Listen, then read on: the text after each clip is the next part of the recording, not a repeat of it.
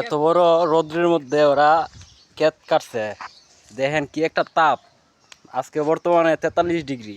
এই 43 ডিগ্রি আমরা বাড়িতে থাকতে পারি না, আর এরা ধান কাটছে। এই যে দেখেন ধান, এই যে ধান, কি একটা পরিশ্রম, হাড় ভাঙা পরিশ্রম কইরা তারা অবশেষে এখন আসছে একটু তেমার মধ্যে।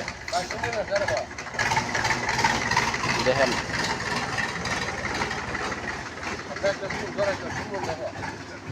ব্যারিস্টার সুমন সাহেব, ওনাকে উদ্দেশ্য করে বলতেছি, উনি বলতেছে যে রাস্তাঘাট একটু সুবিধা করে দিতে না, একটু এইভাবে গাড়ি নিয়ে যাতে এরা বাড়ির ধান সব কিছু উড়াইতে পারে।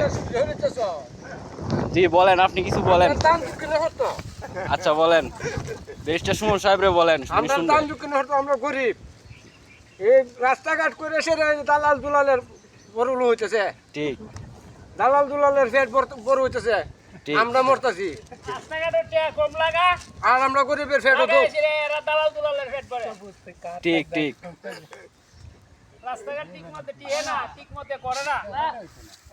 উনি হচ্ছে আগের সাবেক, বর্তমান সাবেক আপনার মাওবালি মন্ত্রী মহোদয়ের নিজ গ্রামের লোক। নিজ গ্রামের লোক। এই যে এটি হলো বানেশ্বর এলাকা, বানেশ্বর হাই স্কুল উচ্চ বিদ্যালয়। এই হচ্ছে রাস্তাঘাট। দেখেন, ব্যারিস্টার সুমন সাহেবের উদ্দেশ্য করে বলতেছি যে ওনাদের কথাও শুনেন, এলাকাবাসীর কথাও শুনেন।